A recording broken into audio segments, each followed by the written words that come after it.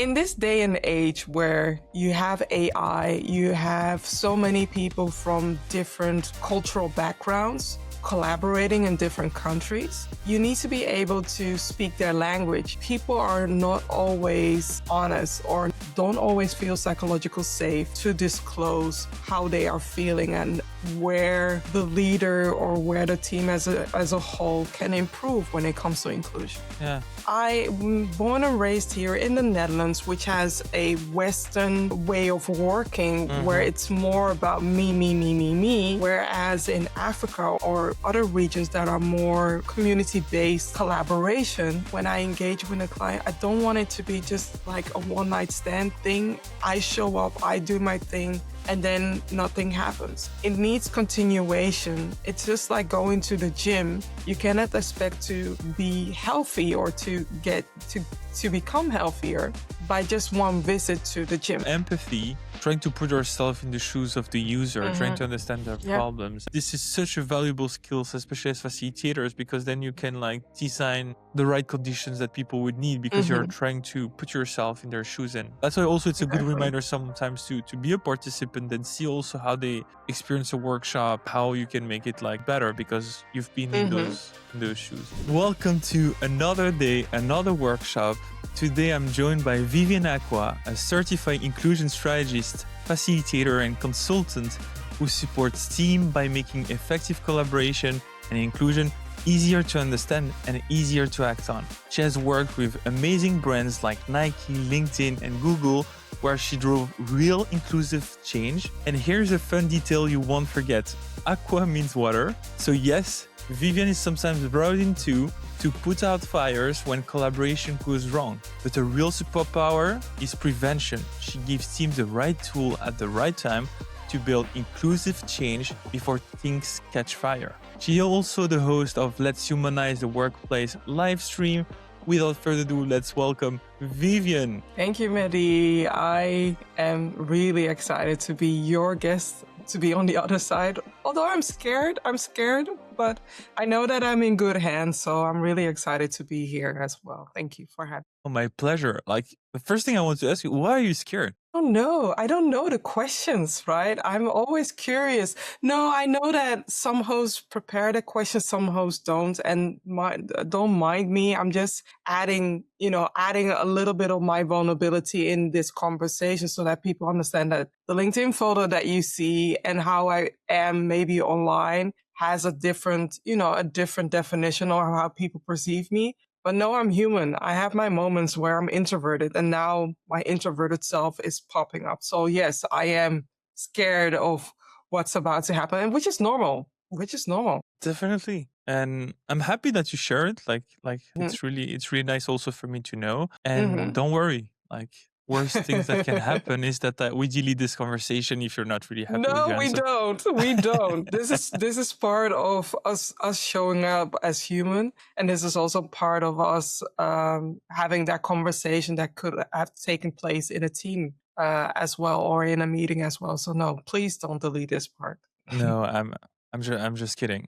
All right, Vivian, the first question I wanted to ask you is that you call yourself an inclusion strategist. You're even certified. What does it mean? Like, tell us. Well, the part that I have had training in inclusion training, right? So diversity, equity, and inclusion, and to be able to support different companies when it comes to solving their inclusion challenges, whether it might be onboarding, whether it might be them losing talent, or whether it might be them having a hard time of finding talent as well. And you see so many companies now walking away from diversity, equity, and inclusion, but they are not walking away from inclusion because inclusion is very valuable. It helps the company to be a game changer, to have that competitive advantage. But to reach to that stage, you need effective team collaboration. You need effective communication. And that's where I step in to support companies by sharing the insights from different companies, but also sharing insights from what I learned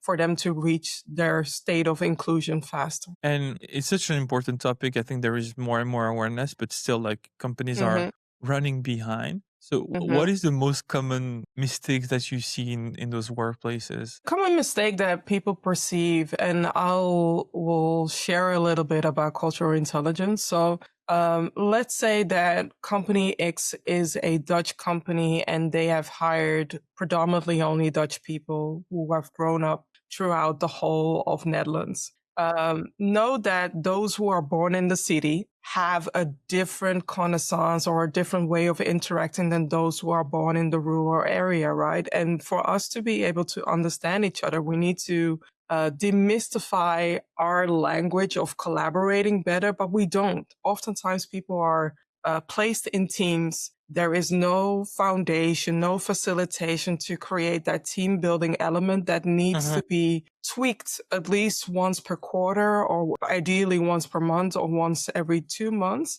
But oftentimes people are putting together, assuming that everybody will work fine based on their skills and not doing anything regarding soft skills or team building. And that's where the damage can happen. That's where things can go wrong, because then you create a space where assumptions can take over. Then you can create space where people can see the other as the enemy because they are collaborating with somebody they don't know, they don't like, or they don't trust. And with that in mind, that cannot activate high performance. That cannot activate the effective collaboration that so many team leaders or companies are seeking for. Yeah, that's really interesting. And we know that those companies, they are fighting to hire the best talents, they want the best team. Exactly. And at the end of the day, they don't necessarily create the space for those teams to show up. What I also surprised, what I also see is that there are more and more different cultures in those companies. So you were mentioning like if everyone is the same, like coming from the same area, had the same education, it will work faster. Or I guess it will be. Yeah, I see you. Tell me. It will work faster temporarily, though. It will be a temporary thing, because in this day and age where you have AI, you have so many people from different cultural backgrounds collaborating in different countries. You need to be able to speak their language. You need to be able to understand that you understood exactly when I twitched my eyebrows, or when I had a special face or a special way of showing my face. You already knew, like, oh, there's something happening there. And if you don't have that connaissance of body language, it can hinder with the collaboration. Yeah, that's true. And what do you then suggest those companies to start with? Because like most of the time they're not even aware of this problem. Or sometimes like they just, because you mentioned this in the beginning, like diversity and inclusion, at some point, I think 2 or 3 years ago, there was a trend, and it was even like, I think not serving it, but like it felt like adding constraint to the hiring manager, to the team managers, and they were just doing it to check the cases, like Success. So yeah, like tell us what could we do to integrate this properly? It is important that when you hire somebody, you hire them for the value that they are adding to your team or to the organization, and don't seek out for culture fit, because when culture fit happens, that's when you hire the same people. You only negotiate with the same people that look like you or you trust. And eventually this world is evolving. You have Nigeria, who's going to become the next boomer or the next business country that is going to evolve, similar to India as well. And you need to be sure that you have different people that understand the lingo, but also understand how you negotiate in certain areas. It doesn't, if you use the Western way of working, it doesn't always apply to somebody who's from Asia, where they can say yes, but their yes is a polite decline, or their yes is just for them to be polite while not saying no. So you have to dig deeper. You have to show curiosity and stop assuming that your lived experience applies everywhere. Because just because you went on a holiday and you ate, let's say, couscous, or you ate jollof, or you ate something, you haven't had an interaction with people from their culture and dive deeper into the way of working. And understanding that can do so much to demystify. So the first thing that I would do with groups that want to invest in effective collaboration is invest in knowing your cultural intelligence lens, right? Knowing your behavioral preferences and knowing that the behavioral preferences of your team is mixed. There should be a balance, because if everybody is leaning towards left, or if everybody's leaning towards if everybody is leading to only a me way of working, like being an individual instead of working in communities or being somewhere in the middle, that is a challenge that the team needs to tackle and find somebody that can add value to their team. And how do you assess this? Well, there is an assessment that the Cultural Intelligence Center has available. They are asking not non-invasive questions. They are asking normal questions. And based upon that test, they can see what kind of person you are, but also how you collaborate with other people. And it helps you to find out if you are on the left side or if you are allergic to, let's say, a particular kind of way of communication, if you are more indirect versus direct communication. If you know that of yourself and know that of your colleague, you can meet each other in the middle. Instead of it being a trigger, it will be a value to know that of each other and meet each other in the middle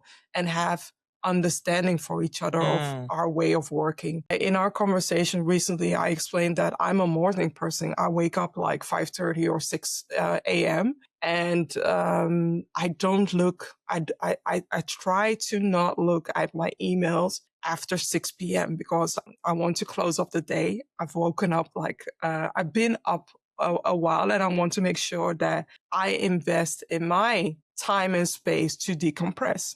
Whilst others have a connaissance of, well, I start my day at 10 and then I work till 10 p.m. or maybe 11 p.m. That's okay. If you know that of each other, that's okay. But don't expect from me to reply the same time that you are responding or you are sending the email. And that alone, the time difference, or knowing that of each other, like you're a night owl or you're a morning person, knowing that of each other can demystify so much and can help prevent conflict. I think 2 points, very interesting. So when you were talking about this, it reminded me of do you know Insights, the training where you can it's like in our company, they were big on this. And so everyone was trained and it gives us this common language. I know it's simplified, it has these biases, but at least when we were discussing different profiles, we were able to say, okay, this person is more like this. So it would be better to approach this person this way. And so it's basically what you're saying, but more linked to culture and and the way of course the person works and the way people are. I mean, I know you have Insights, you have DISC, you have so many other assessments that they are there, but those are personality assessment. What this does is look into the soft skills that are relevant in the workplace and that are needed to have that balance and to prevent unconscious bias, to prevent inclusion, and to create more understanding, more empathy towards each other, whilst, you are also challenging yourself to mitigate any biases that you may have towards somebody else. Because just because you've seen one Ghanaian or one person who is Moroccan or one person who's Turkish or one person who's Japanese doesn't mean that they all represent the culture. Yeah. It makes me laugh because, each time I will meet someone for the first time and they will ask the question because I don't know why, but the question often comes up in the first interaction and they will mention a trip they've done. Trip they have done. I've been in Marrakesh. I was like, what's the point? And also, I don't know, maybe it's going to be a bit deep for the beginning of the podcast. Just share. Yeah, I will. I believe, of course, my roots are part of my identity and the person I am, but I'm also much more than this. This is why when you're going to have discussion and things like that in the beginning, it's not going to give me this feeling that this person is trying to be nice with me or it's actually going to put me in another type of situation. I don't know if it also is linked to the culture, the way I've been educated to like, we need to do way more, I get work way I harder. get what And you're saying. I get what you're saying because when I got my assessment, so everybody needs to do their own assessment as a certified facilitator. When I got my assessment, I was just like, okay, but I'm Ghanaian. Why am I being placed in the middle where in the beginning I thought about individualism and versus communities. I'm in the middle. And I understand that. I'm born and raised here in the Netherlands, which has a Western way of working where it's more about me. Whereas in Africa or other regions that are more, more community based collaboration is also available there. So it depends. Whenever the setting is right, I tap into the individualism or I tap into the community based working. I can do both, but knowing that of myself that I'm in the middle and I can switch is a competitive advantage that I know of myself that I also need to be aware of creating that balance. yeah, that's brilliant. Now I want to get back into this topic of inclusion because like Mm-hmm. again, we are creating obstacles, we are creating like workspaces that are not ideal for collaboration. You mentioned in the beginning, Yeah. like, yeah, ideally we should work on this like at least once a month or even more. Mm-hmm. Yeah. But yeah, again, it may seem like a big investment, like companies are Mm-hmm. not necessarily ready to do this. What are the quick wins where a company can like maybe start like a healthy habit or a couple of practices that could contribute to making the workspace a bit more Definitely. inclusive? One of the things that I love, and I think it's an exercise that you also know, and if you don't know, I will share it. It's called the rose, the thorn, and the bud. And I basically use that as a recipe creator for inclusion, right? So my definition of inclusion, and I can give an example, like the rose would be what is something that should the company be doing, right? Should start with what is, and the thorn is something that is hurting the company as well. When it comes to inclusion or hurting the individual to collaborate in a team, and the bud is what is a potential that they can start with that can be of value for me to feel inclusive in a workplace. These exercises are simple. And I often say like either a team does it or you ask somebody external to facilitate this because it's easier when somebody external comes and facilitate this because there is no power dynamic in the space. And when a team leader does it or when a leader does it, there is a power dynamic where people are not always honest or don't always feel psychological safe to disclose how they are feeling and where the leader or where the team as a whole can improve when it comes to inclusion. Yeah. And I'm sure even that there will be other biases like I want to please the boss Yeah. by saying the answers that he Yeah. wants to hear and stuff like Yeah. that. Yeah. Or I want to maintain my job. Yeah. I'm laughing, but it's so true. Like, that things Yeah. like I say this, I will be looking for another job very soon. Exactly. Yeah. Exactly. Okay. I get it. Then another question that I would like to cover with you. So we Mm-hmm. start with this activity. Ideally, we have a facilitator to remove biases and to create a safe place. Like you use the word Mm-hmm. psychological safety. Yeah. Again, taking the road where they cannot afford, they need to do everything themselves. How do Mm-hmm. you create this psychological safety place? By sharing my experience. I started with this. I always start with sharing an element of myself to speed up the process about people, but also oftentimes when I collaborate with people, they have seen me or heard me through my live session. So in that case, it already helps with establishing trust and it helps with creating that connection. And depending upon if they know me already or not, I start with a icebreaker or breaking the walls so that we can create connections. And those are different questions that I use in different settings. When the session is about a workshop facilitation, I can easily talk about food, and that's also another element. I use food to connect with people. And if it's not food, then I will relate to our children. I have a son, Orlando, who is a pivotal person or pivotal topic in what I do and how I collaborate with other people. Okay. So you start by opening yourself,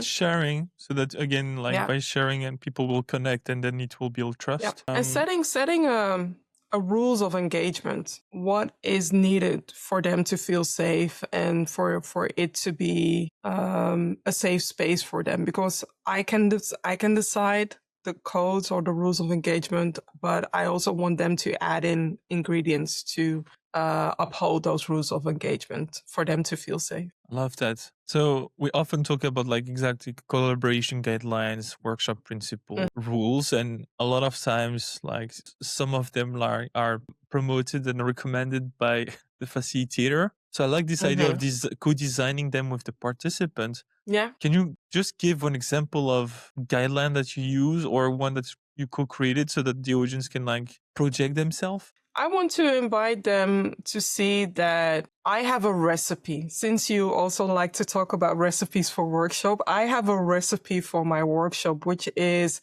you can always include your ingredients. So if the exercise, the previous exercise, arose a ton the butt, if it's not working, then I will do something like a carrot cake workshop, right? So and I use carrot cake to explain diversity, equity, and inclusion, but oftentimes people want to add ingredients to the carrot cake. So let's say accessibility is an element that they wanted to add and then make the carrot cake a little bit sweeter. So I am there to facilitate. I'm not the main master or the main owner. I want them to be my facilitator assistants to make sure that this session is a customized session for them. And it's about solving the challenge that they are facing so that they add their ingredients as well. And I have the main tools, but I want to make sure that they are also included with what I do and that at the end of the day, they have the best interactive, engaging session, that they walk away with something that is not always fun, but effective and interactive. And it gives them food for thought for them to work and collaborate on change. Okay, that's very nice. And just to come back, so basically the guideline here is like you always invite them to contribute to things that you suggest. Like this is basically one. Okay. Yeah. That's yeah. When there is space, because there are certain topics. When I do a topic regarding, for instance, microaggression, that's a whole different other setting. And that's, a little bit more of a courageous topic or facilitation that I'm doing. Those things that I just said right now, those rules of engagement do not always apply to when you're having a difficult facilitation topic, because you want to maintain the space, but you also want to maintain a certain level of protection for the audience that is there. And I understand that when the strategy sessions, or when I'm doing a workshop that has I would say a less courageous action, that's when I apply what I shared right now. But when it's asking more courageous or more brave steps from people, there's less of a co-facilitation in those sessions. Oh, that's interesting. Well, I like it, but like the fact that you're using the word courageous, and it reminds me of Jan Kek. I don't know if you know his work, but like I know. Jan always take like, especially when you connect with people, you're taking a risk. So I guess like if you want to take the risk, it's like in some way you need to be brave, you need to be courageous. So I like this, the way you look at it. And how do you, because like I'm trying to project myself, like give me an example of topic where like it will require some courage, and this is where like you don't mention any guidelines for collaboration. A topic, I mean, it's easy. One of the topics could be building trust, because the lens of trust and the way that you trust and the way that I trust is totally different. And for people to be able to be comfortable in the midst of their top 3 of their trust language is something that I need to, you need to let it marinate or let it massage so that people reach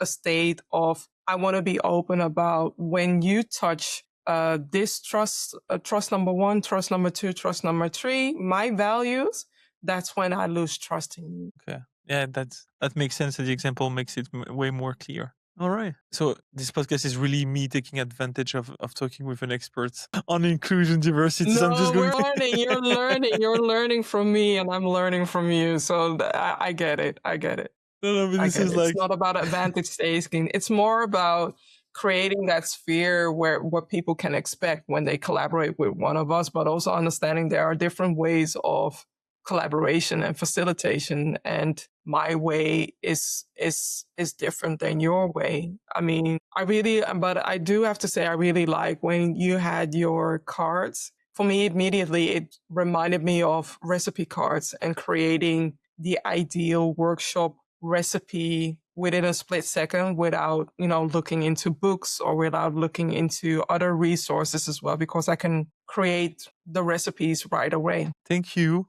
So Vivian is talking about the workshop deck, which is a set of cards that you can use to design your own Recipe workshops. cards. Yeah, but that was basically the idea. That was like, how can Yeah. I gamify it? Like, me, I'm an old school guy. I have a pen of paper and I will start drawing and putting notes.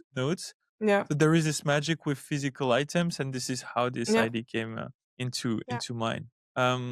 We are both speaking at an event in London on Yes. the 20th of March Yeah. about inclusivity, and especially with a focus on neurodiversity. Since you're also an expert on the topic, and you already shared some wisdom about like how to make it more inclusion, taking into consideration different culture. But like, can you give us tips to make, again, like, to design for also those for everyone and not excluding? There is more and more awareness about neurodiversity. Yeah, I would like to say, I would like to pick a topic that it's not often that it's being discussed, but it's more about the physical space where you're holding a session.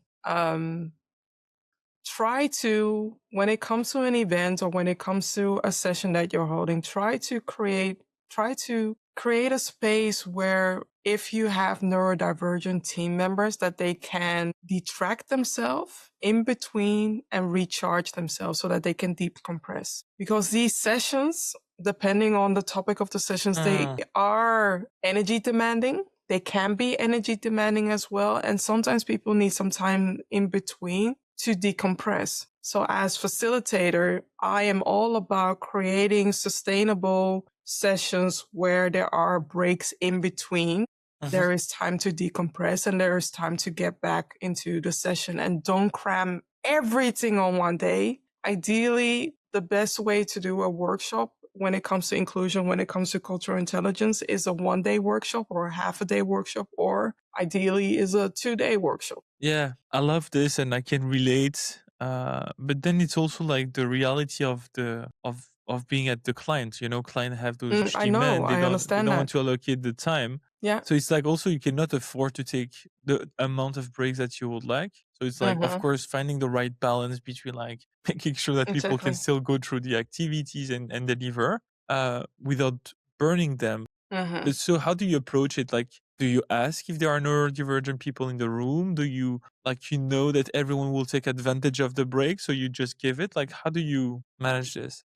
What I've noticed that it doesn't help to label people, because most of the people who are neurodivergent might not even know that they are neurodivergent. But what I do say is I focus on sustainable sessions, right? I don't want those sessions where everything is cramped, everything is in, without providing time to let the content marinate, without time for them to deflect or reflect upon themselves. So if a session is a 1-day, or if it's less than a 1-day or half a day, I try to provide them content afterwards by giving them micro content, access to audio or to something else, so that they can continue what they have learned. They can continue that, because I don't want our engagement, when I engage with a client, I don't want it to be just like a one-night stand thing. I show up, I do my thing, and then nothing happens. It needs continuation. It's just like going to the gym. You cannot expect to be healthy or to get to become healthier by just one visit to the gym. Yeah. It demands, consistency on your side, but also on the side of the client side as well. And that's why my preference is going towards once a quarter or once once every 4 months, because that's where the meat is at. That's where you can see that a team is investing in inclusion. A team is investing in effective collaboration. Okay. I think here it's also important to mention the type of facilitation you're doing, just to put some, I guess, more context, because like what you will be doing is that like working with a company and you're going to help them to be more, I don't know, diverse or being more inclusive. And then you're going to do the session that is going to about like change and open the mindset of people, providing some change. And this is why you need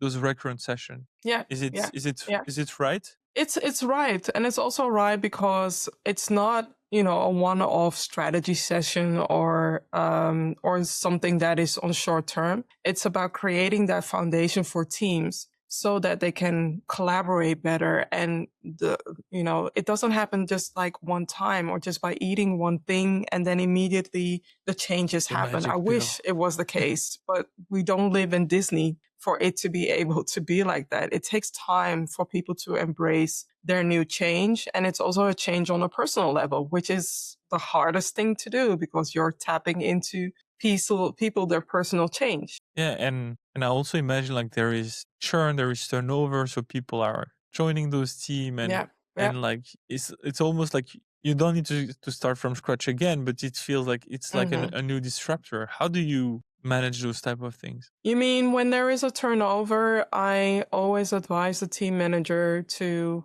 do a session to realign the team so that people know what they do, but also know that yes, they might be impacted because of their colleague leaving the workplace or somebody else leaving, but it's important to realign people after a layover, after a turnover, after so many elements, even when somebody's joining or there are multiple people joining in a team, because that changes the team dynamic, the team recipe. And you want to make sure that those who are new have a better landing and a better understanding of their colleagues. And those who are present, they also open up and embrace their new team members so that they can work better together. Love that answer. Okay, that's really nice. So we covered a bit of like diversity, inclusion, neurodiversity. Is there another topic that you would like to mention, something that is really important for you and that you're almost like fighting for, but there is no awareness? Like, I'll put it into a general thing, and that is us having more empathy towards each other because there's more to us that meets the eye. I'm going to meet Mehdi next month. And in this box that you see me, you don't see everything, right? You can imagine yourself like the picture of the iceberg where you're only seeing a tip of the iceberg, and there are more layers towards me, more layers towards your co-member, more layers towards your team member, more layers towards your leader that you don't know. And what you don't know, you don't know. So I'm going to demystify a little bit about myself. I'm 1 meter 86, 6'1" behind this square. Another thing that you might not know about me, which I'm going to talk about this conference, is how to unlock empathy in a safe or unsafe way. I have an ankle fracture that hinders me in certain ways in interaction. So standing like longer than 30 minutes, it's a no-no because then it will deactivate the impact that I have of my ankle fracture as well. So there's more to me that meets the eye. There is a person that is a mom. There is a person that comes from Ghana. There's a person who is neurodivergent, who is dyslexic. I have all these books here, but for every book that I have here, know that I have an audiobook as well. So that's how I consume. I'm a person who loves visuals. That's why as of late, I've also invested in creating infographics because sometimes people digest information better through visuals. As you know, you draw a lot as well.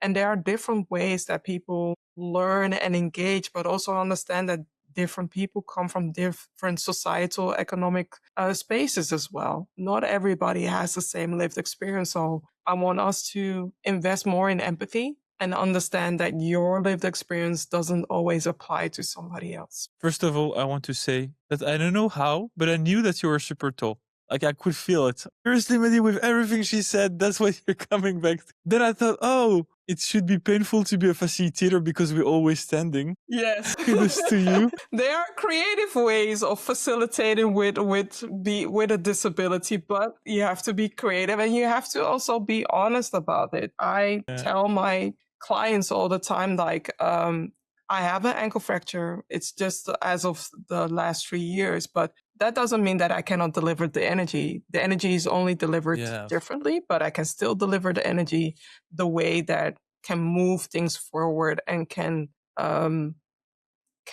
erase or challenge certain conflicts or certain challenges that the company has to move things forward. Yeah. No, I was making those jokes and they're not necessarily good, of course. I get it. But what I wanted to say is that, empathy, first of all, like before going to the point, it's super useful for me to know those things. Like not because I'm Mehdi and you're Vivian, but in general, like when someone is being vulnerable and sharing, like you can embrace this information and then I can interact the next time with Vivian the right way. Like I understand a bit more her needs and how I can make it easier for her. So like we can already see the value of like creating space where people exchange on a deeper level because this will lead to better conversation. And then the other thing is like empathy. It's often like we have this belief that empathy is like almost a skill that you have when you're born. Like, it's part of your AQ. And since this will be the topic, like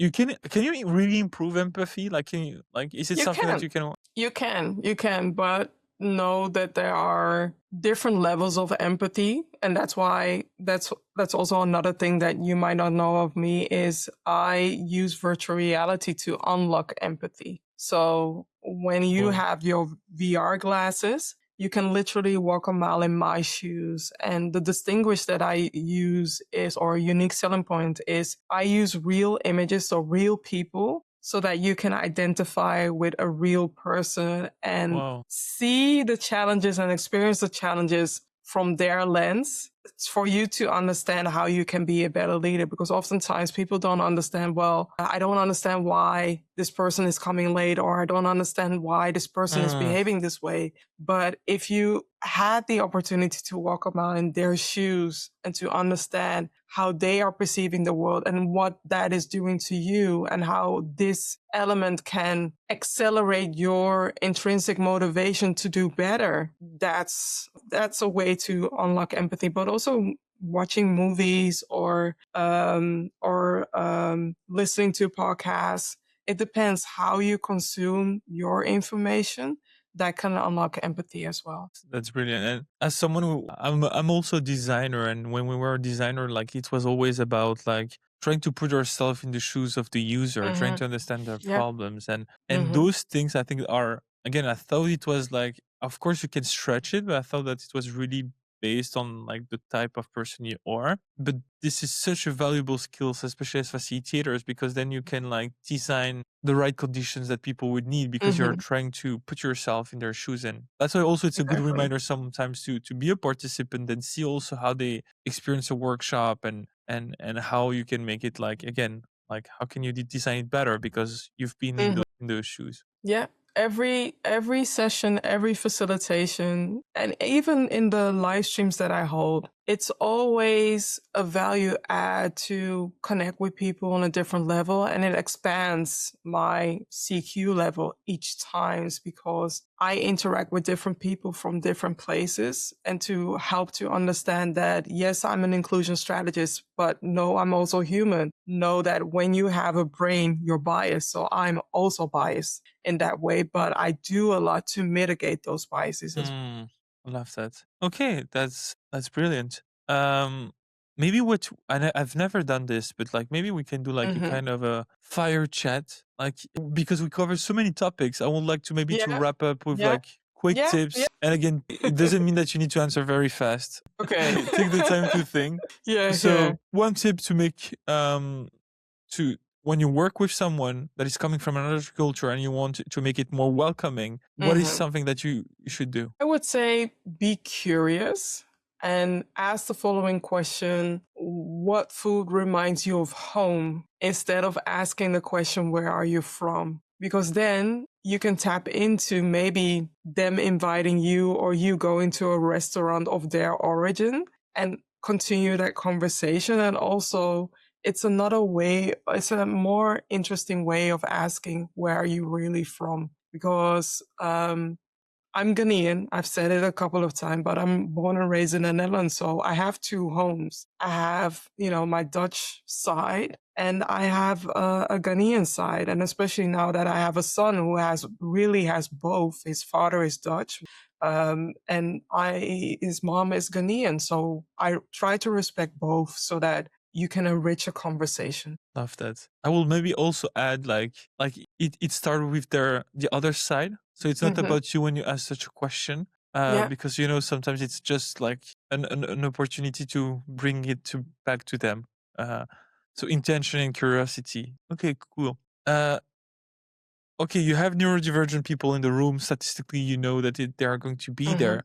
Like one quick tip to design for everyone at the end. Yeah, include them in designing the rules of engagement. What do people need without disclosing what they are or who they are?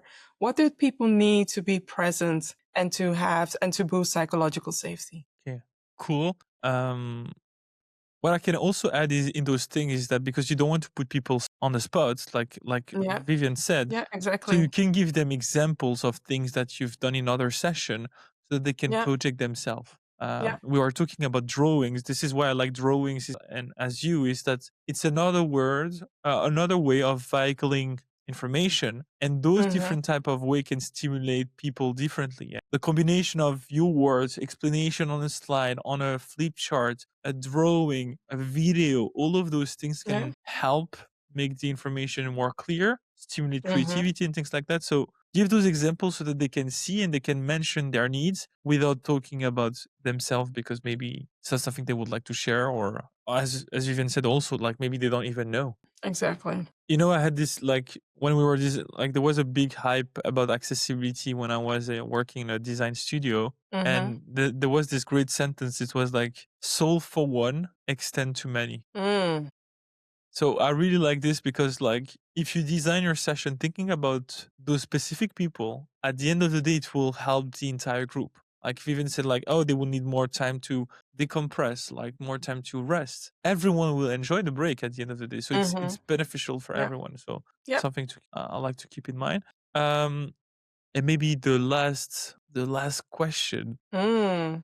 since the inclusion, the diversity inclusion hype is over, but there's still the need. What is Mm-hmm. one thing that is companies should do not because they have to, but because it will bring value? Keep investing in people. Keep reminding people that there are budgets that they can use for their professional or sometimes even personal development as well. Because oftentimes I encounter situations where people are really willing to level up, but they don't know how and they don't know where. And it's somewhere on their intranet on page 9999999 where they need to look up what the investment is. But on the other hand, if your company doesn't provide those budgets, I believe that a manager can have a lot of impact and value in having a conversation into what the team member wants to do to level up their learning as well. Don't be happy around October or around November